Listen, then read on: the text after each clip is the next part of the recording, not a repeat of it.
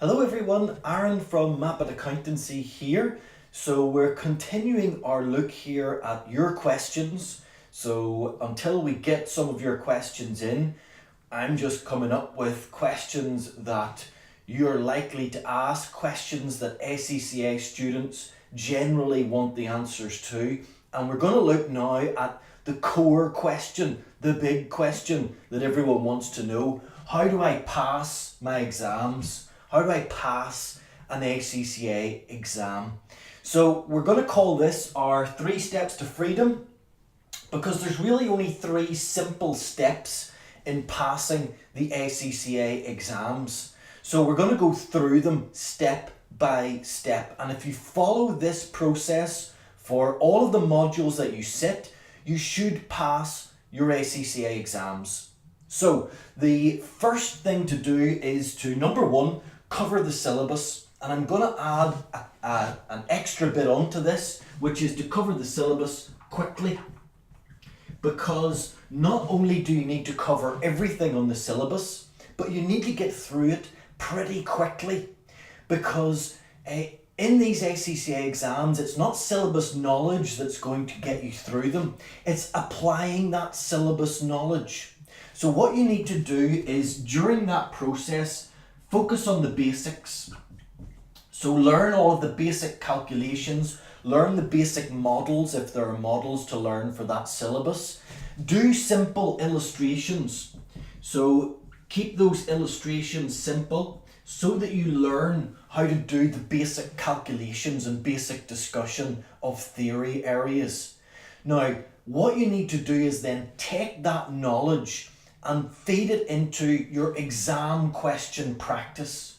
So for practicing exam questions, you simply need to do as many of these as possible, because it's not in your learning of the syllabus that you're going to learn how to pass your exams. Okay, you may get the knowledge from that, but it's in the practice where you're going to apply that knowledge to the exam standard questions. A lot of students will focus too much on this part, covering the syllabus, and leave out this bit, covering it quickly. You've got to get through it quickly, because remember, it's not a book that you're going to read when you go into the exam. It's an exam question that you're going to have to do. So you need to start focusing on exam questions as soon as possible and do as many questions as possible. Now, when I say that, I mean that coming up to the exam, let's say 3 weeks before the exam, at that point, you put away the book. You don't read any more syllabus knowledge. You should know it all by then. If not, too late to get it from the book. You're going to get it from the exam questions that you practice. And specifically, you're going to get it from the answers to those exam questions. So you do the question, and then you mark it accurately using the examiner's marking scheme. Using that and the examiner's answer, you'll get an accurate reflection of how you've done in that question, and that's crucially important. You don't want to give yourself marks that you shouldn't have got, but likewise you don't want to lose confidence by not getting marks that you should have got. So use that examiner's answer, number 1, to learn from, because remember, no book anymore, it's gone. And number 2, to mark it accurately to make sure that you're picking up the marks. Definitely, with 2 weeks to go before the exams, get rid of the book, burn the book. I don't care what you do with the book, but don't read it. Just go to your exam questions and do as many as you possibly can. And at that stage, your exam questions should be timed. So you have to do them under timed conditions. And you must do at least 1 full past paper, start to finish, within the time period. So 3 hours usually for your ACCA exams. So you must make sure that you've practiced under exam conditions a full 3-hour paper. Now, the last thing you need to focus on is exam technique for the particular paper that you're looking at. So there is general exam technique, such as focusing on your timing, leaving questions when your time is up, moving on to the next question. That's simple stuff. If you're towards the professional level of the ACCA, you'll know that because you can't get there without doing that. You'll soon start to realise if you don't finish the exam, you don't pass it. So that's the first thing. But then you've got to look at specific exam technique for particular papers. Now this is something we focus on in more detail in the revision courses that we offer. But for example, for F7 there are 5 questions.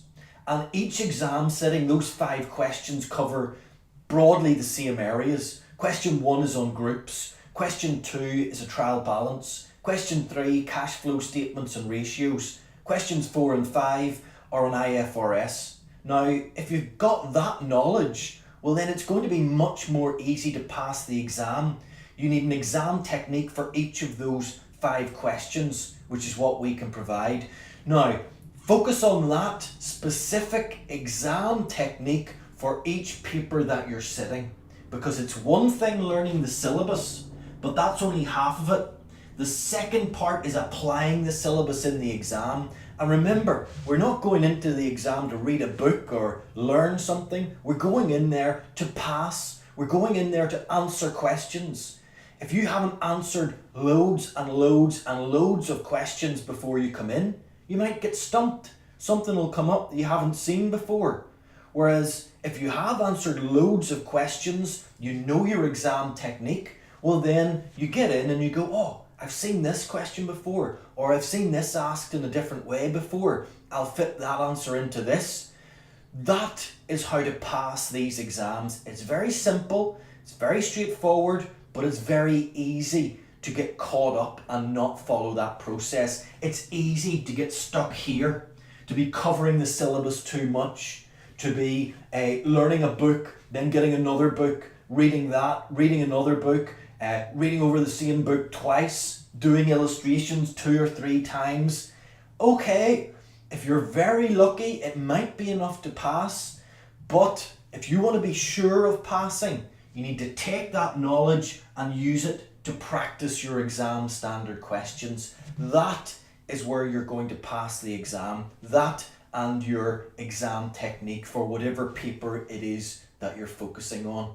So make sure that you apply these. If you've got any comments or questions, post them down below or email us questions. Remember, we'll select common or best questions around the ACCA exams or even CIMA exams, any accountancy exams, and we'll do a little video to clear up any problems that you're having.